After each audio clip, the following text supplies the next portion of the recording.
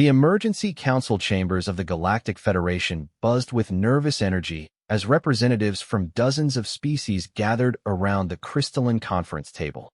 Ambassador Vextai of the Zephyrian Empire adjusted his translator implant, the metallic device humming against his elongated skull.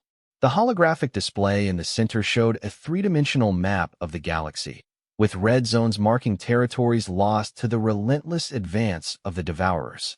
"The situation grows more desperate by the solar cycle," announced Supreme Chancellor Mordak, his four arms gesturing emphatically. "The Devourer fleets have consumed 17 inhabited systems in the past lunar period alone. Our combined forces are insufficient to halt their expansion."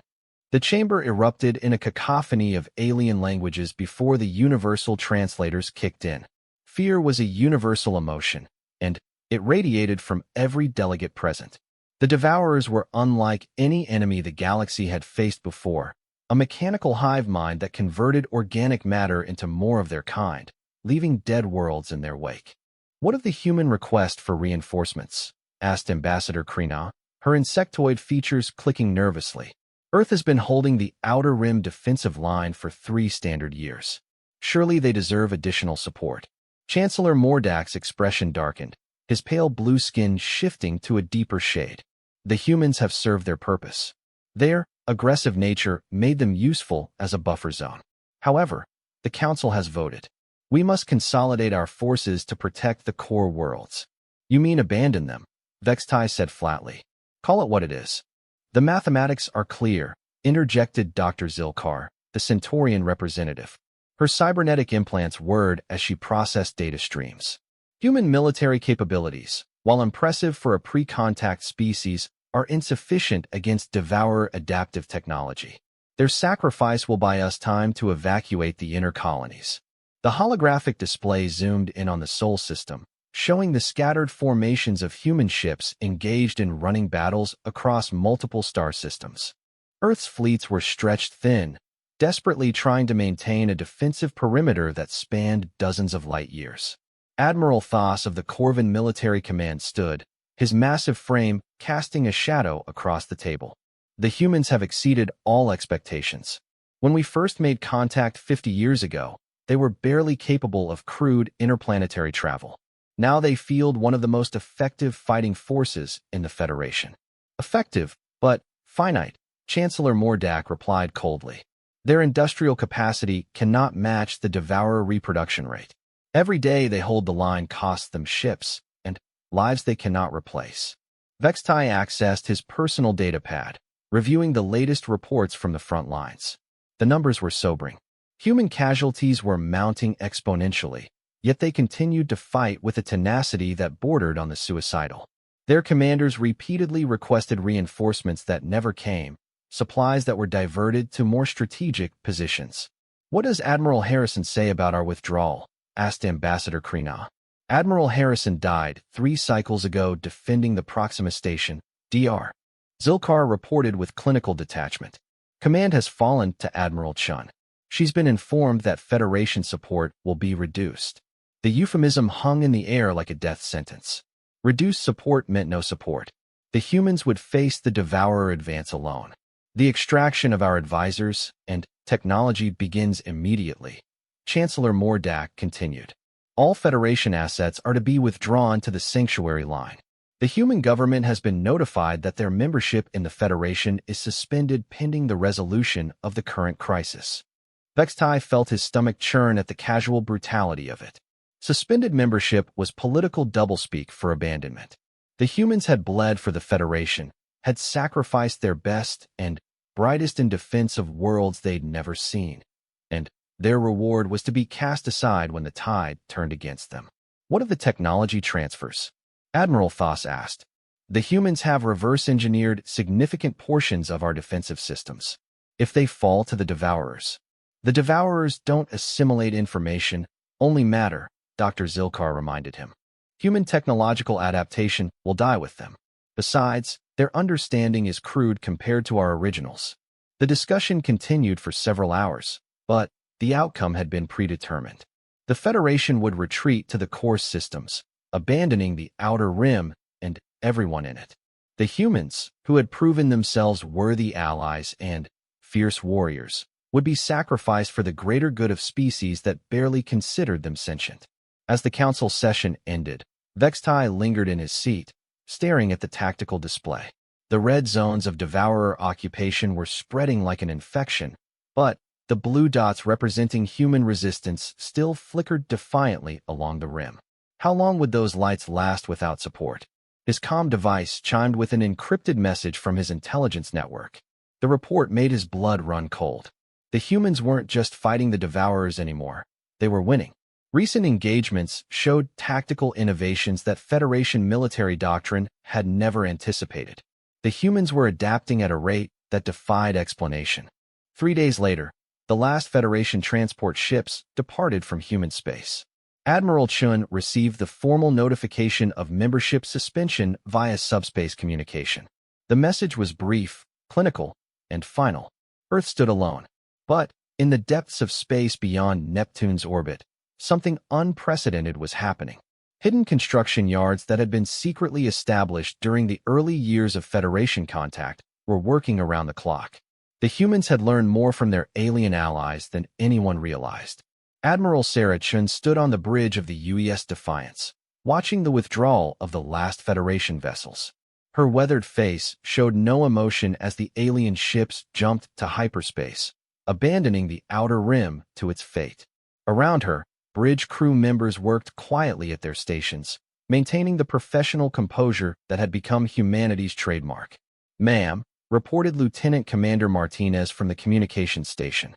"We're receiving surrender demands from the Devourer fleet. Standard protocol, immediate cessation of hostilities, and submission to conversion." "Our response?" Chen asked, though her tone suggested she already knew. "The same as always, Admiral. We politely decline." Chen allowed herself a small smile. Human politeness in the face of extinction had become something of a legend among the Federation species. Even when facing certain death, humans would thank their executioners and apologize for the inconvenience. "Very well. Signal the fleet. Begin Operation Homecoming." Across human space, hidden facilities that had been dormant for decades suddenly burst into activity. The Federation's abandonment had triggered protocols that only the highest levels of human command had known about. Earth had been preparing for this day since first contact, when humanity realized that being the newest member of an ancient Federation might not guarantee their survival. The Prometheus shipyards, constructed in the asteroid belt using modified Federation technology, had been producing vessels for 30 years. Not the sleek, elegant ships favored by the Federation, but brutal, efficient weapons platforms designed for one purpose: war. Dr. Elizabeth Vasquez, director of the Human Defense Initiative, stood in the command center of the primary construction facility. Around her, holographic displays showed the readiness status of ships that the Federation had never known existed. The humans had learned from their new allies, but they had also remembered the lessons of their own violent history. "How many are ready for deployment?" Chen's voice came through the quantum communicator. 947 vessels of various classes, Vasquez replied. "The dreadnought squadrons will be ready within the week. Total fleet strength will exceed 1,000 ships." Ship classifications? 40% are heavy assault cruisers based on Federation destroyer designs, but with human modifications. 30% are our new Vengeance-class battleships, something the Federation has never seen. The remaining 30% are specialized craft, electronic warfare ships, heavy carriers, and siege platforms. Chen absorbed this information with the calm of someone who had expected it. The human leadership had always known this day might come. The Federation's casual racism and condescending attitude toward younger species had not gone unnoticed. Humanity had smiled, nodded, and prepared for the inevitable betrayal. "What about the Devourer adaptation protocols?" "We've analyzed every engagement for the past 3 years," Dr. Vasquez continued. "The Devourers adapt to Federation technology because Federation species think in predictable patterns. Human tactical doctrine is different." That was an understatement. Human warfare had evolved from millennia of conflicts between their own species. They understood deception, misdirection, and the value of unpredictability in ways that the more civilized Federation species could barely comprehend. The Devourers were an ancient enemy, perhaps as old as the Federation itself. They had perfected the art of technological adaptation, learning from each defeat and incorporating new defensive measures. But they had never faced an opponent that deliberately chose inferior technology when it served a tactical purpose, or that would sacrifice valuable resources for psychological advantage. Admiral, came another voice from the communication array. Captain Rodriguez reporting from the outer perimeter. Devourer advanced scouts have reached the Jupiter defensive grid. Acknowledged. Begin phased withdrawal to the Mars line. Let them think they're winning. The human strategy was elegant in its simplicity. For 3 years, they had fought a holding action against the Devourers while secretly preparing for total war. Every battle had been a learning experience, every defeat a lesson in enemy capabilities. The Federation's withdrawal wasn't a betrayal, it was an opportunity. On the bridge of the Devourer command vessel, the entity designated Primary Control Node analyzed the latest tactical data. Human resistance had been more persistent than anticipated, but their technology remained inferior. The recent withdrawal of Federation support would accelerate the conversion timeline significantly. The Devourers didn't understand emotion, but they recognized patterns. Humans fought with a desperation that other species lacked, but desperation without superior technology was merely postponement. The Sol system would fall within one planetary rotation period. Primary Control Node was unaware that its communications were being monitored by human intelligence networks. Every Devourer transmission was recorded, analyzed, and added to a comprehensive database of enemy capabilities. The humans had learned to think like their enemies, to anticipate their moves, and counter their strategies. In the hidden command bunkers beneath Earth's surface, military analysts worked around the clock to process the incoming data. General Patricia Zhao, Supreme Commander of Earth Defense Forces, reviewed the final preparations with grim satisfaction. The Federation thought they were abandoning us to die, she mused to her aide.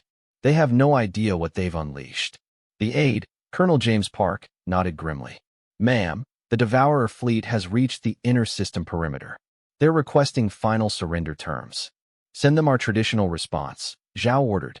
Then, activate the beacon. Deep space monitoring stations throughout human territory began broadcasting a single, repeating message on all known frequencies. The transmission was simple, but its implications were staggering. After 3 years of defensive warfare, humanity was finally ready to attack.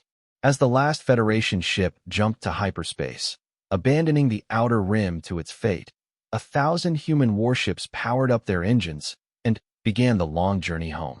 The Devourers had never faced an enemy that retreated to advance, that appeared to surrender while secretly preparing for total war. Earth's children were coming home, and they were bringing friends. The Mars defense perimeter had been humanity's last visible line of defense for 6 months. To the Devourers, it represented the final obstacle before claiming Earth itself. To Admiral Sarah Chun, it was an elaborate trap that had taken years to prepare. Standing on the command deck of the UES Defiance, Chun watched the holographic displays showing Devourer positions throughout the inner solar system. The enemy had committed nearly their entire local fleet to what they believed would be the final battle. Their confidence was understandable. Human resistance had been crumbling for weeks, falling back system by system in apparent desperation. Admiral, reported Commander Sarah Kim from the tactical station. Devourer fleet composition confirmed. 637 vessels, including 14 of their Harvester-class command ships. They're maintaining standard assault formation. Predictable, Chen murmured. The Devourers had fallen into the same pattern they'd used for millennia. Overwhelming force applied directly against the strongest point of enemy resistance. Against Federation tactics, this approach had proven devastatingly effective. Against human deception, it was about to become their greatest weakness. Ma'am, incoming transmission from Devourer Command, Lieutenant Martinez announced. They're demanding immediate surrender to prevent the destruction of Earth's population centers. Chen almost smiled. The Devourers actually believed they were being merciful. Their mechanical minds couldn't comprehend that humans viewed extinction as preferable to conversion into their collective. Standard response, Lieutenant. Tell them we'll consider their generous offer.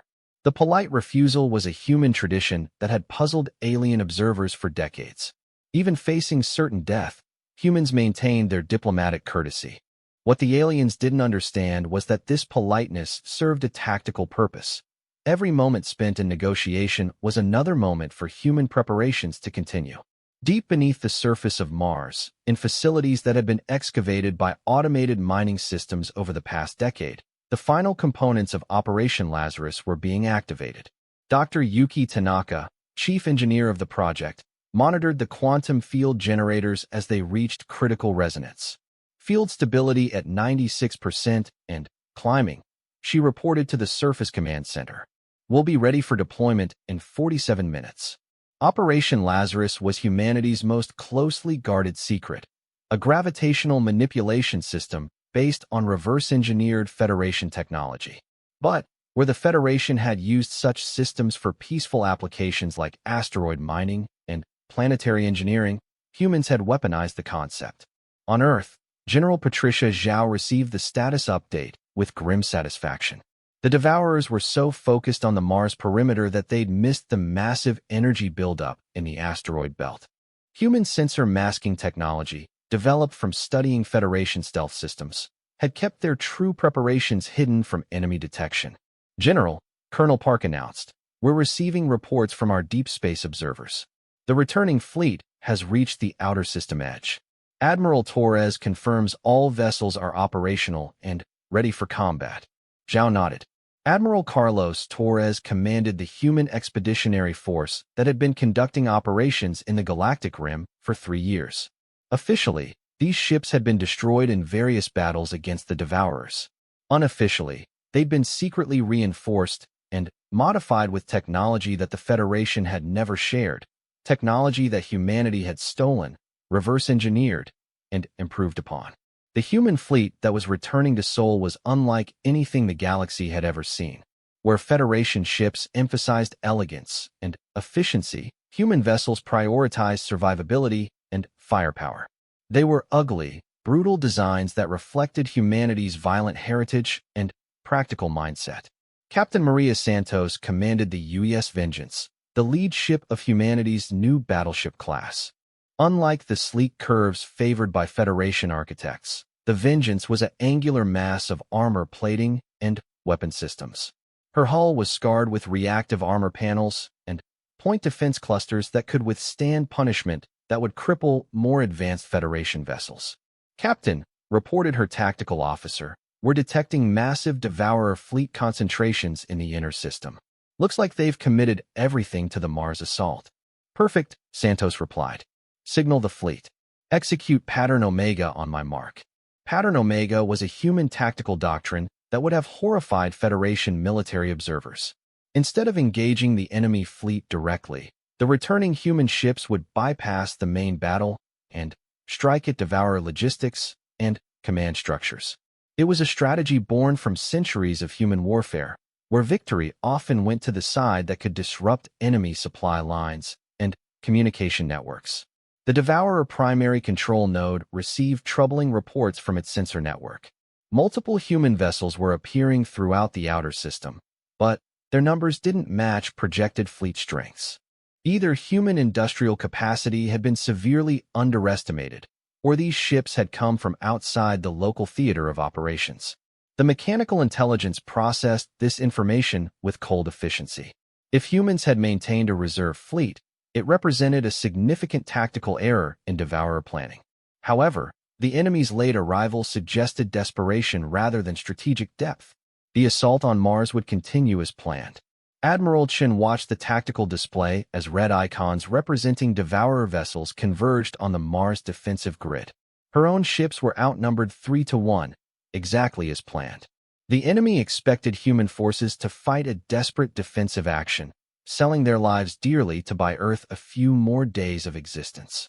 They were about to discover how wrong they could be. Admiral, Commander Kim reported, all ships report ready for Operation Phoenix. Quantum field generators are at full power, and the Lazarus arrays are standing by. Excellent. Signal all units. Execute Phoenix on my mark. The Mars defense perimeter erupted into apparent chaos as human ships began what looked like a panicked retreat. Vessels that had held their positions for months suddenly broke formation, streaming away from the Devourer advance in complete disorder. To enemy observers, it appeared that human morale had finally collapsed under the weight of inevitable defeat. Primary Control Node registered satisfaction at this development. Human resistance had been more persistent than anticipated, but their final capitulation was proceeding according to projective models. The conversion of Sol system could begin immediately following the neutralization of remaining military assets. The Devourer fleet accelerated toward Mars, eager to finish their conquest and begin the systematic harvesting of human biomass. Their sensors detected no significant defensive positions remaining on the red planet's surface, only evacuated military installations and abandoned civilian settlements. Dr. Tanaka monitored her instruments as Devourer ships entered the carefully calculated engagement zone.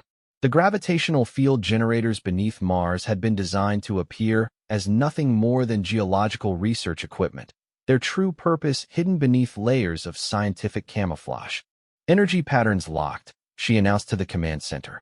We have clean targeting solutions on 87% of enemy vessels.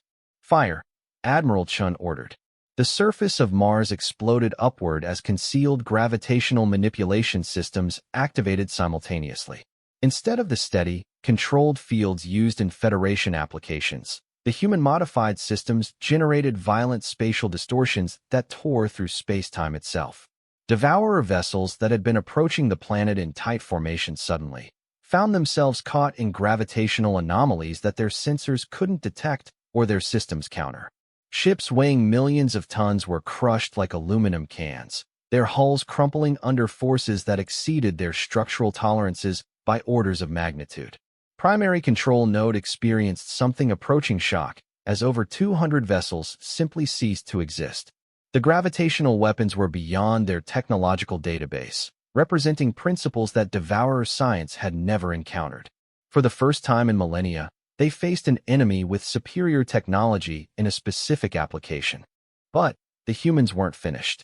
As the Devourer fleet reeled from the gravitational assault, Admiral Torres's returning ships dropped out of hyperspace directly behind the enemy formation. The human vessels had been hiding in the gravitational shadow of Jupiter, using the giant planet's massive electromagnetic field to mask their approach. Captain Santos smiled grimly as her targeting systems locked onto Devourer command vessels. The element of surprise would last only minutes before enemy adaptive systems began compensating for human tactics. Those minutes would determine the outcome of the battle. All batteries, target the Harvester-class vessels. Priority to command and control nodes. Fire when ready. The U.S. Vengeance opened fire with weapons that would have seemed primitive to Federation observers. Instead of elegant particle beams or sophisticated energy weapons, human ships used kinetic projectiles accelerated to significant fractions of light speed.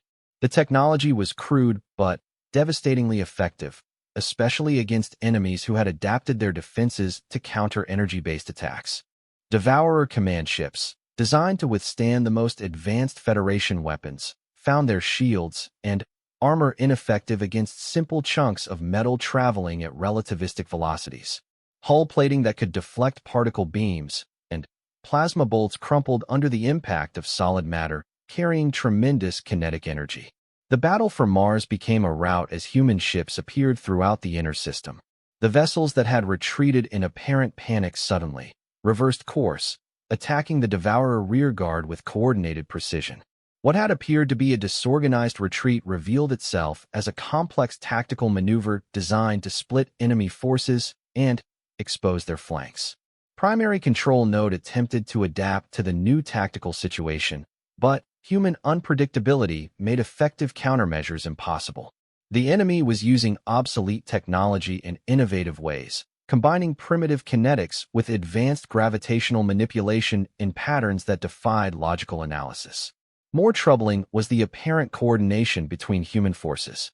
Federation military doctrine emphasized individual ship autonomy, with minimal fleet-level coordination. Human tactics seemed to operate on the principle that the whole fleet functioned as a single entity, with individual ships sacrificing optimal positioning for overall strategic advantage. Admiral Chen watched the tactical display as Devourer formations collapsed under the coordinated assault. The enemy was attempting to withdraw, but human ships were pursuing them with the relentless efficiency of a pack of wolves. This wasn't the desperate last stand that the Devourers had expected. It was a carefully orchestrated destruction of their entire local fleet. Admiral, Commander Kim reported, Devourer command vessels are attempting to establish a retreat vector. Should we pursue? Chen considered the tactical situation. Allowing the enemy to escape would provide them with valuable intelligence about human capabilities. However, complete destruction of the Devourer fleet would send an even stronger message to both the enemy and the Federation that had abandoned humanity. Negative. Let them go. We want survivors to report what they've seen.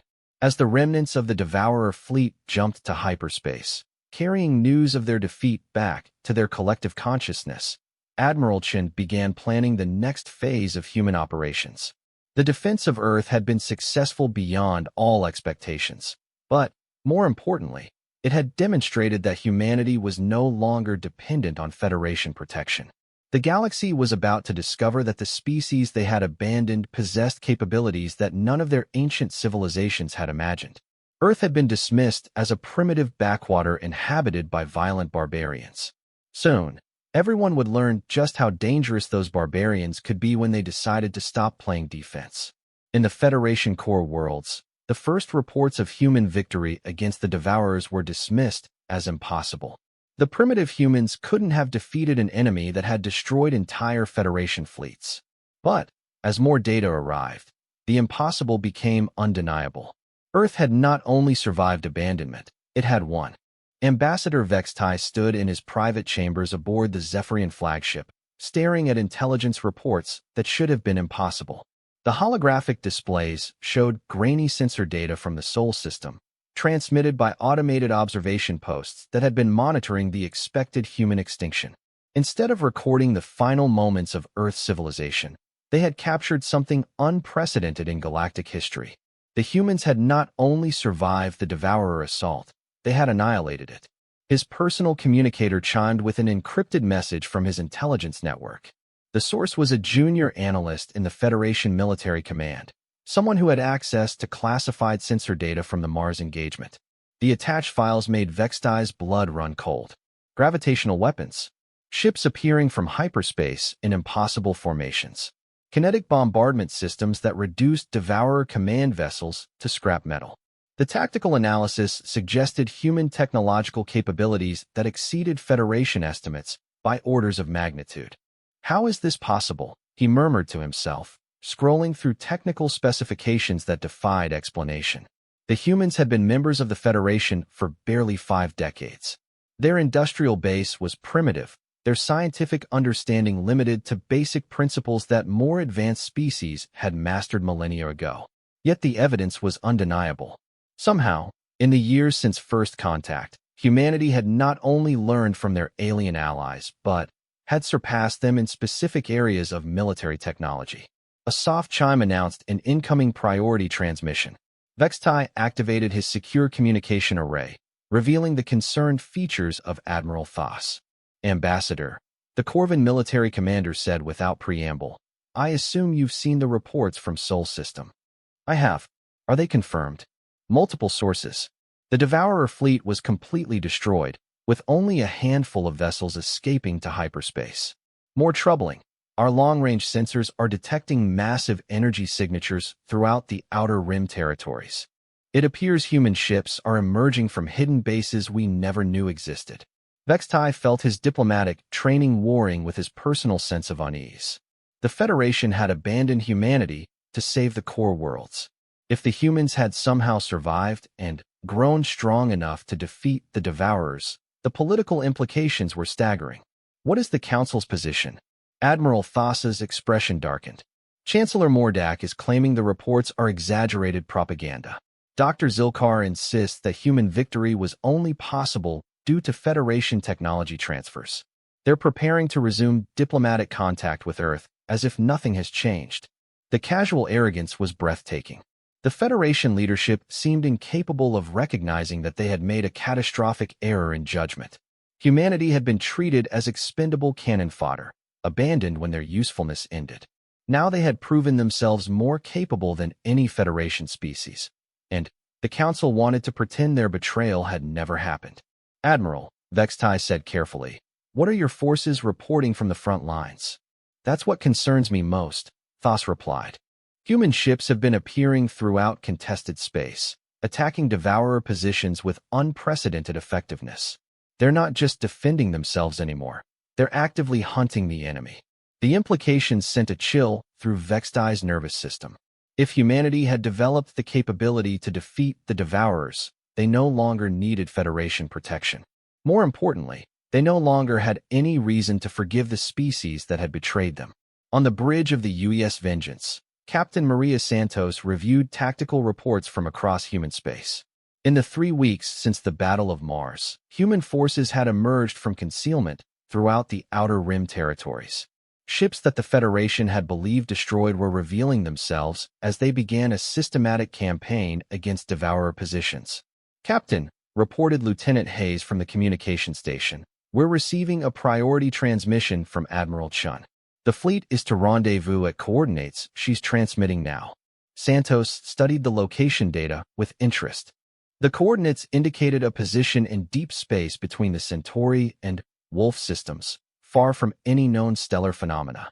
It was an odd location for a fleet gathering, but Admiral Chin's tactical brilliance had been proven repeatedly over the past months.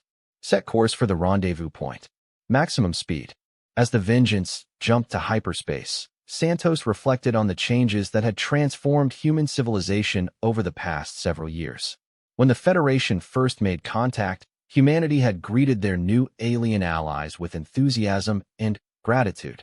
The offer of membership in a galactic community had seemed like humanity's greatest achievement.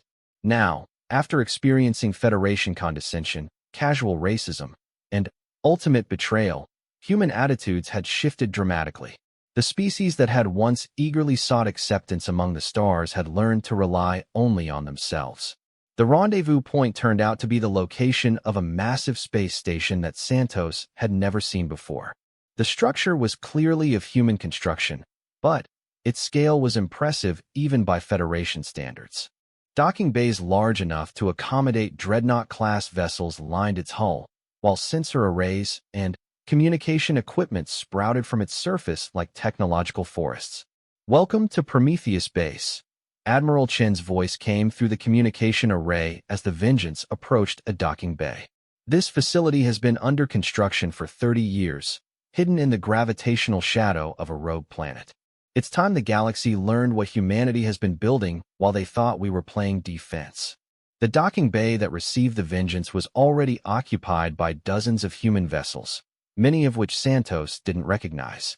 The ships bore the angular, utilitarian design philosophy that had become humanity's signature, but their technological sophistication was obvious even to casual observation. Admiral Chun met Santos in the station's main conference center, a vast chamber dominated by holographic displays showing the current state of galactic affairs. The Federation's retreat to the core worlds was clearly visible, as was the expanding zone of human operations throughout the Outer Rim. "Captain," Chin said by way of greeting, "I trust your ship is ready for extended operations?" "Yes, ma'am. The Vengeance is at full operational capacity. What are our orders?" Chin gestured toward the holographic display, which zoomed in on Federation space. "The Council has been sending diplomatic overtures to Earth, suggesting they're ready to resume our partnership, now that we've proven ourselves capable of fighting the Devourers." Santos felt her jaw tighten. The Federation's arrogance was matched only by their apparent inability to understand the consequences of their actions. "Are we responding?" "Oh yes," Chin replied with a cold smile. "We're going to respond very clearly. But first, they need to understand exactly what they're dealing with." The holographic display shifted to show the Outer Rim territories, where human forces had been conducting operations against the Devourers. What Santos saw made her breath catch in her throat. Entire Devourer fleets were being systematically destroyed by human task forces, not just defeated or driven off, but completely annihilated with the efficiency that bordered on the mechanical. The enemy that had terrified the galaxy for millennia was being methodically exterminated by a species the Federation had considered barely civilized. "How many ships do we have?" Santos asked. "Currently operational?" "Just over 800 in the Outer Rim, with another 200 defending Sol system. But production facilities are coming online throughout human space. Within 6 months, we'll have over 2,000 vessels ready for deployment." The numbers were staggering. When the Federation had first made contact with Earth, humanity's entire spacefaring capability had consisted of a handful of primitive vessels barely capable of interplanetary travel. Now they were fielding fleets that dwarfed the combined naval forces of several Federation member species. "Ma'am, may I ask how we managed to build all this without Federation intelligence detecting it?" Chin's smile became genuinely warm for the first time in months. "Because we learned from the best teachers, our enemies. Every interaction with Federation species taught us something about their arrogance, their assumptions, and their blind spots. They saw what they expected to see: primitive humans struggling to understand advanced technology. The truth was more complex and more impressive. Human intelligence services had been studying their alien allies since first contact, cataloging every condescending comment, every dismissive gesture, every assumption about human limitations. That intelligence had been used to create an elaborate deception that had lasted for decades. While Federation observers saw human ships struggling with basic maintenance and tactical coordination, the reality was that humanity's best engineers and scientists were reverse engineering alien technology at hidden facilities throughout the solar system. Every Federation advisor had been carefully monitored, their knowledge extracted, and their preconceptions reinforced. "The Federation thinks they uplifted us," Chin continued. "They have no idea that we've been surpassing their technology for years. Our gravitational manipulation systems are more advanced than anything in their databases. Our kinetic bombardment weapons can punch through shielding that would stop their best particle beams. Most importantly, our tactical doctrine is something they can't understand or counter." Santos nodded. Human warfare had evolved from millennia of conflict between equally intelligent opponents. The resulting tactical sophistication was something that the more civilized Federation species couldn't match. They fought wars of position and attrition, seeking to minimize casualties and preserve resources. Humans fought to win, regardless of cost. "What about the Devourers? Are we actually winning against them?" Chin's expression became grim. "We're doing better than winning. We're learning from them. Every engagement provides new data about their adaptive capabilities, their technological base, and their strategic thinking. Within a year, we'll understand them well enough to begin our own offensive operations." The implications were staggering. The Devourers had been the galactic boogeyman for so long that most species had forgotten they were conquerable. The Federation's entire strategic doctrine was based on containing the threat rather than eliminating it. Humanity was planning to do what the galaxy's greatest civilizations had never seriously attempted. "Captain," Chin said, "I want you to take the Vengeance and a squadron of our newest ships to the Tau Ceti system. The Federation has a listening post there that monitors Outer Rim communications. It's time they received some new intelligence about human capabilities." Santos smiled grimly. Tau Ceti was deep in Federation space, well protected by defensive installations and patrol fleets. A human attack on Federation territory would be considered an act of war by any civilized standard. Of course, the Federation had already committed acts of war against humanity when they abandoned them to die. They just hadn't expected their victims to survive and retaliate. "Ma'am, are we declaring war on the Federation?" "We're declaring independence," Chin corrected. "The Federation abandoned us when they thought we were weak. Now they want to reclaim us because we've proven strong. We're going to demonstrate that humanity doesn't need their permission to exist." As Captain Santos returned to her ship and prepared for the mission to Tau Ceti, she reflected on the transformation of human civilization. The species that had once begged for acceptance among the stars was about to announce their independence in terms that no one in the galaxy could ignore. The Federation had created their own worst nightmare, a human race that no longer trusted anyone but themselves, armed with technology that their former allies couldn't understand or counter. The galaxy was about to learn why humanity's violent history had been preparation rather than shameful past to overcome. Earth's children were no longer seeking acceptance. They were demanding respect. The Tau Ceti listening post had monitored Outer Rim communications for over 2 centuries, serving as the Federation's early warning system against Devourer advances. The facility was considered impregnable, protected by defensive arrays that could destroy entire fleets, and staffed by the best intelligence analysts from a dozen species. Commander Zekran of the Altarian Intelligence Corps had been stationed at the facility for 15 years. His crystalline neural matrix was perfectly suited for processing vast amounts of signal intelligence, sorting through thousands of communications per hour to identify patterns and threats. Today, however, his sensors were detecting something that didn't match any known parameters. "Sir," reported Lieutenant Veltar from the detection station, "we're registering massive hyperspace distortions at the system edge. Multiple contacts, designation unknown." Zekran's consciousness expanded to interface directly with the station's sensor network. The readings were unprecedented. Dozens of large vessels had just dropped out of hyperspace in perfect formation, their energy signatures unlike anything in the Federation database. "Can you identify the ships?" he asked, his voice carrying harmonic overtones that expressed deep concern. "Negative, sir. The hull configurations don't match any known Federation designs, and the energy readings suggest technologies we haven't seen before. But, sir, there's something else." Lieutenant Veltar highlighted a specific sensor reading that made Zekran's neural matrix flicker with alarm. The ships were broadcasting identification codes that marked them as human vessels. But that was impossible. The humans had been abandoned to the Devourers months ago, their primitive civilization presumably extinct by now. "Sir, we're receiving a communication from the lead vessel. Audio and visual." The main display activated, revealing the bridge of what was obviously a human warship. The design was utilitarian to the point of brutality, with exposed conduits and weapon systems that emphasized function over aesthetics. Standing at the center of the bridge was a human female in military uniform, her expression cold and professional. "This is Captain Maria Santos of the United Earth Ship Vengeance," she announced, her voice carrying an authority that Zekran hadn't expected from a member of a primitive species.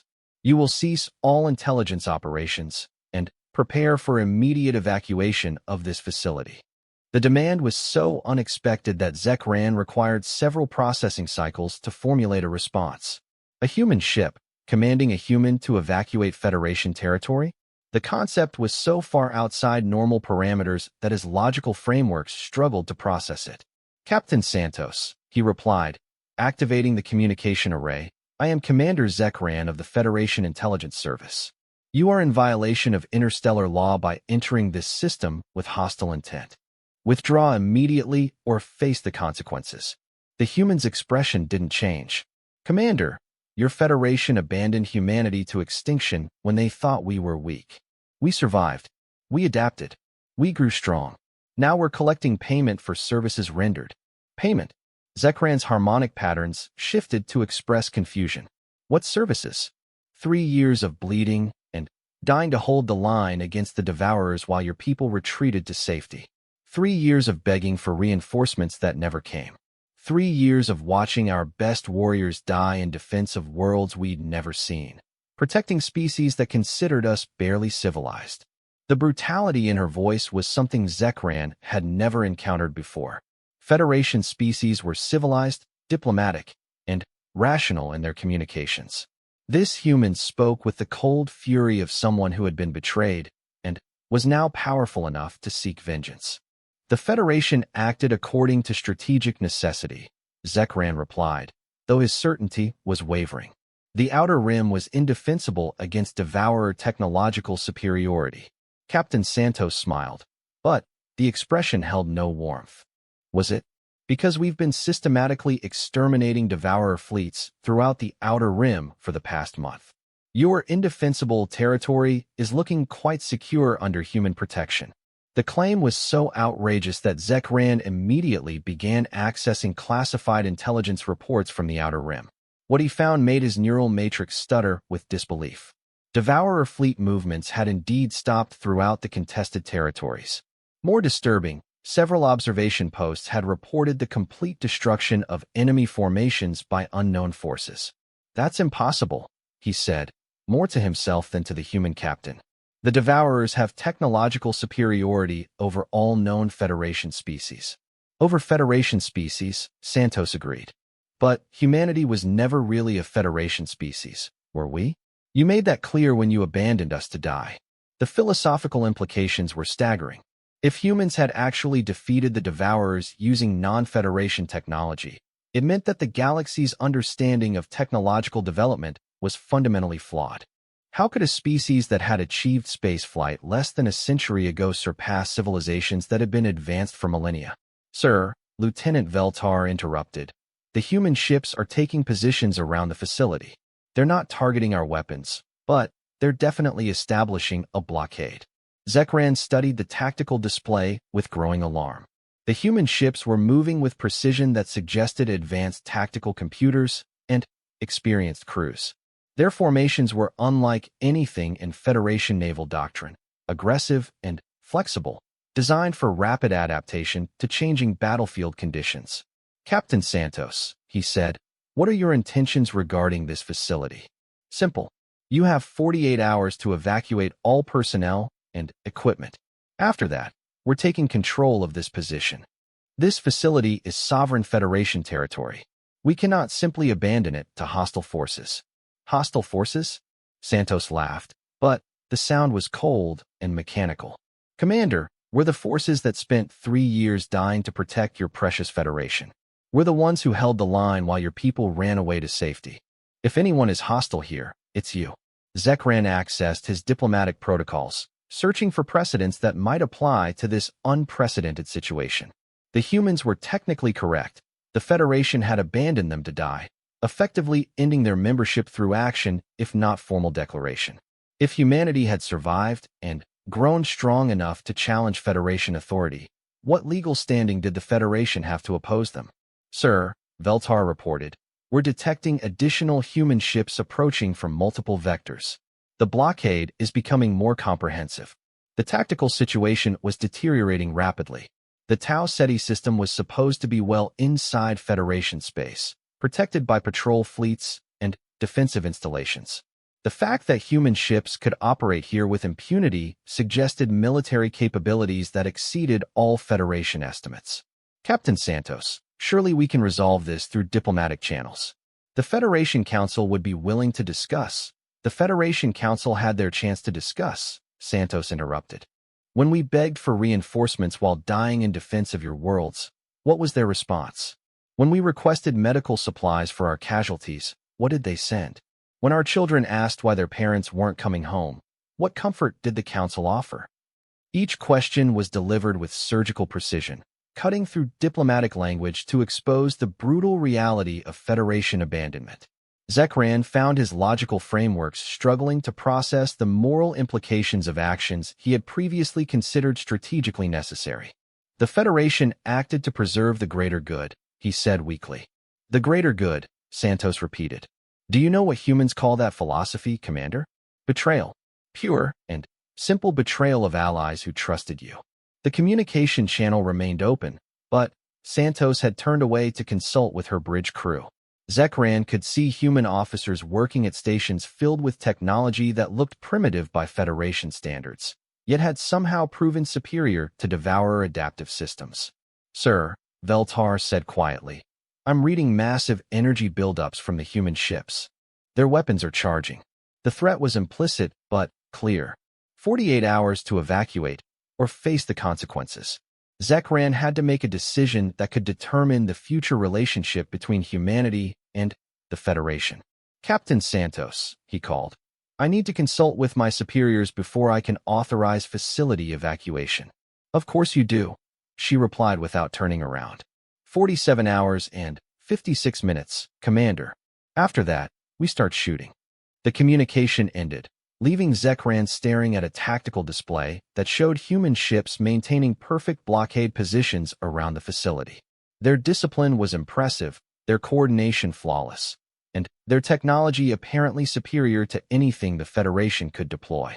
He immediately opened a priority channel to Federation Command. knowing that his report would trigger the highest levels of political and military response. The implications were too significant to handle at his authority level. "This is Tau Ceti Station calling Federation Command with Priority Alpha emergency traffic," he began. "We are under blockade by unknown human forces claiming jurisdiction over this facility. Recommend immediate consultation with the Federation Council regarding response options." The response came from Admiral Thos himself, his four-armed silhouette filling the communication display. "Commander Zekran, confirm that you said human forces. Humans were abandoned to the Devourers months ago." "Confirmed, sir. Captain Santos claims that humanity has survived and is now conducting offensive operations against Devourer positions throughout the Outer Rim. She's demanding evacuation of this facility within 48 hours. Admiral Thos was silent for several long moments, his expression cycling through disbelief, concern, and what might have been fear. "Commander, what is your assessment of human military capabilities based on direct observation?" "Sir, they're operating ships of unknown design with energy signatures that don't match our technological database. Their tactical coordination suggests advanced command and control systems. Most importantly, they're confident enough to blockade a Federation facility deep in our own territory." "Understood. Maintain status quo and avoid any provocative actions. Do not fire unless fired upon. Federation Command is formulating a response." The communication ended, leaving Zekran alone with his thoughts and the growing realization that the galaxy was about to change in ways that no one had anticipated. Humanity had been dismissed as primitive cannon fodder, useful only as a buffer against the Devourer advance. Now they were back, stronger and more dangerous than anyone had imagined possible. Outside the station, human ships maintained their silent vigil, patient as predators waiting for their prey to make a mistake. The species that had once begged for acceptance among the stars was now dictating terms to the civilization that had betrayed them. 47 hours and counting. In the Federation core worlds, emergency sessions were being called as the impossible news spread through government channels. The humans were alive, they were victorious, and they were angry. The galaxy's most advanced civilizations were about to face an enemy they had created through their own arrogance and betrayal. The children of Earth were coming home, and they were bringing their own definition of justice. The emergency session of the Galactic Federation Council had been called with unprecedented urgency. For the first time in over 3 centuries, representatives from every member species had gathered within 6 hours of notification. The crystalline council chamber buzzed with nervous energy as delegates absorbed the implications of the situation reports streaming in from across Federation space. Supreme Chancellor Mordak stood at the central podium, his 4 arms gesturing at holographic displays that showed human ships operating throughout what had been considered secure Federation territory. The tactical analysis was beyond troubling. It was existentially terrifying. "The situation is clear," Mordak announced, his voice carrying across the chamber with artificial amplification. "The humans have not only survived their abandonment, but have somehow acquired military capabilities that exceed our most optimistic projections. They are currently blockading 17 Federation facilities and have demanded the evacuation of all personnel." Ambassador Vextai reviewed the data streams flowing across his personal display. Human ships had appeared simultaneously at listening posts, supply depots, and communication relays throughout the Outer Rim territories. The coordination required for such an operation suggested a level of strategic planning that few Federation species could match. "What are their specific demands?" asked Ambassador Krina, her insectoid features clicking nervously. "Complete Federation withdrawal from all territories beyond the established core worlds," replied Dr. Zilkar, her cybernetic implants processing incoming intelligence reports. "They claim jurisdiction over the Outer Rim based on their blood sacrifice in its defense." The legal implications were staggering. Under Federation law, territory abandoned by its recognized government could be claimed by any species capable of defending it. By withdrawing their forces and abandoning humanity to extinction, the Federation had effectively ceded their claims to Outer Rim sovereignty. Admiral Thos rose from his position, his massive frame commanding attention. The immediate tactical situation is more concerning than the legal ramifications. Human ships are operating with impunity in what we considered secure space. Our defensive installations are being neutralized without significant resistance. How is that possible? Chancellor Mordak demanded. Federation military technology is centuries ahead of human capabilities. Not anymore, Thos replied grimly. Intelligence reports suggest that human ships are equipped with gravitational manipulation systems more advanced than our own. Their kinetic weapons can penetrate shielding that would stop our best particle beams. Most disturbing, their tactical doctrine appears to be based on principles we don't understand. The admission sent ripples of alarm through the assembled delegates. The Federation's technological superiority had been the foundation of their galactic dominance for millennia. If a primitive species like humanity could develop superior weapons in less than a century, what did that say about the Federation's understanding of scientific development? Dr. Zilkar, Mordak said, what is your analysis of human technological advancement? The Centaurian scientist implants word as she processed vast amounts of data. The evidence suggests that humans have been reverse engineering Federation technology since first contact, but their applications are unlike anything in our databases. They appear to have combined our advanced principles with their own primitive but effective methodologies. Primitive, Vextai interjected. Commander, with respect, any technology that can defeat the Devourers cannot be considered primitive by any rational definition. The chamber fell silent as the implications sank in. The Devourers had been the galaxy's greatest threat for centuries, their adaptive technology making them nearly invincible against conventional Federation forces. If humanity had actually found a way to defeat them, it represented a paradigm shift that rendered previous assumptions obsolete. What evidence do we have of human success against the Devourers? Asked Ambassador Krina. Admiral Thos activated a tactical display that showed the current state of the Outer Rim territories. Devourer fleet movements have ceased in 17 different sectors. Our observation posts report the complete destruction of enemy formations, with debris fields indicating technological superiority on the part of the attacking forces. Human forces, Dr. Zilkar added unnecessarily. The irony was bitter and undeniable. The Federation had abandoned humanity because they were considered too weak to matter. Now those same humans had accomplished what the galaxy's greatest civilizations had never managed, the systematic defeat of their most dangerous enemy. What are our options? Chancellor Mordak asked.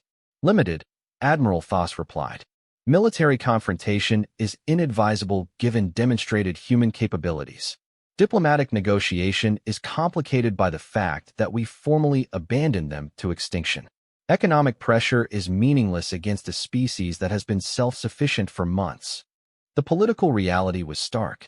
The Federation had created their own worst nightmare through their own arrogance and short-sightedness.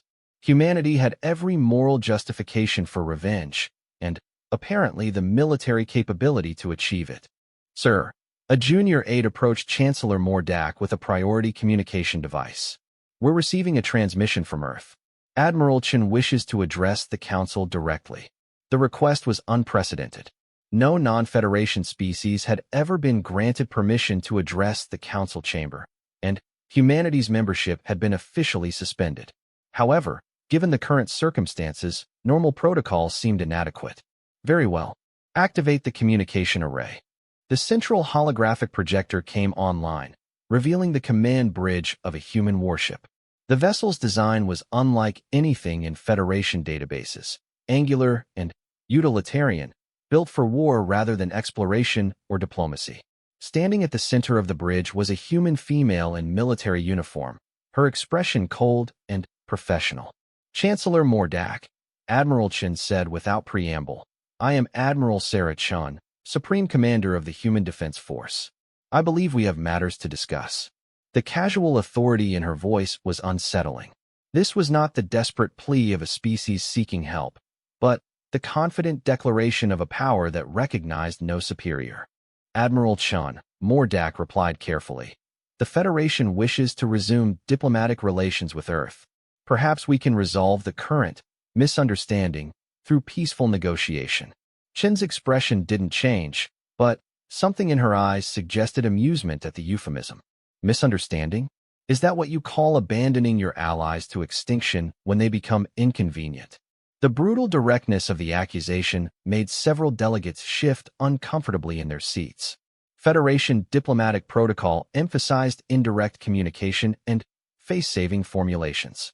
Human bluntness was jarring in this context. The Federation made difficult strategic decisions based on military necessity, Mordak said, falling back on prepared talking points. The Outer Rim territories were considered indefensible against Devourer technological superiority. Were they? Chen asked. Because we've been defending them quite successfully for the past several months. In fact, we've been doing more than defending. We've been advancing. She gestured, and the holographic display shifted to show tactical data from recent human operations. Devourer positions throughout the Outer Rim were marked in red, with annotations showing their complete destruction by human forces. The scope of the campaign was breathtaking. How? Dr. Zilkar asked, her scientific curiosity overriding diplomatic protocol. How did you defeat enemies that had adapted to counter all known Federation technologies? Chen smiled, but the expression held no warmth. Because we didn't use Federation technologies, Doctor. We used human technologies. Technologies developed in secret while your advisors were teaching us how to properly maintain your gifts. The admission sent shockwaves through the chamber. The humans had been conducting technological development in parallel with their official Federation integration, hiding their true capabilities behind a facade of grateful primitiveness. For 50 years, your people treated us like children playing with toys too advanced for our understanding. Chen continued. Your advisors explained the principles behind your technologies with the condescending patience of adults teaching infants. What they didn't realize was that we were taking notes. Ambassador Vextai felt a chill run through his nervous system as the implications became clear. Federation arrogance had blinded them to human intelligence. They had assumed that gratitude meant stupidity, that primitive origins meant permanent inferiority. We learned from you, Chen said. But we also remembered who we were before you arrived. Humans have been at war with each other for thousands of years. We understand violence, strategy, and the art of survival in ways that your civilized species have forgotten. What do you want? Chancellor Mordak asked, abandoning diplomatic niceties. Justice, Chen replied immediately. The Federation abandoned us to die. We survived. We grew strong. Now we're going to ensure that no species ever suffers the betrayal that humanity endured. What does that mean in practical terms? Chen's expression became granite hard. The Federation will withdraw all forces and installations from territories beyond the established core worlds. The Outer Rim will be administered by the human Commonwealth, with full sovereignty recognized by all galactic powers. The demand was staggering in scope. The Outer Rim territories contained hundreds of inhabited systems, vast mineral resources, and strategic positions that had been under Federation control for centuries. Humanity was demanding the largest territorial concession in galactic history. That's impossible, Mordak protested. The Outer Rim contains Federation colonies and installations that have existed for millennia. Then, you have a choice, Chen replied coldly. Peaceful evacuation or forcible removal. We're prepared for either option.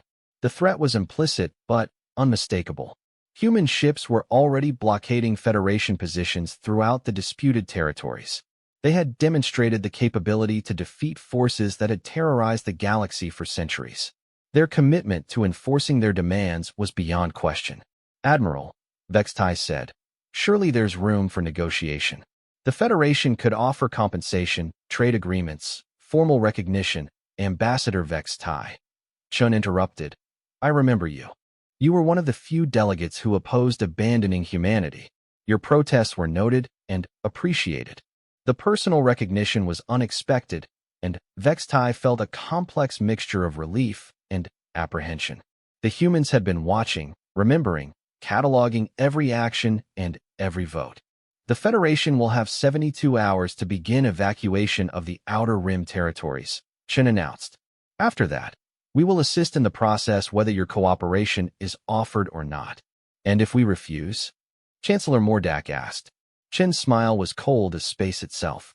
Then, You'll discover why the Devourers are no longer a threat to the galaxy.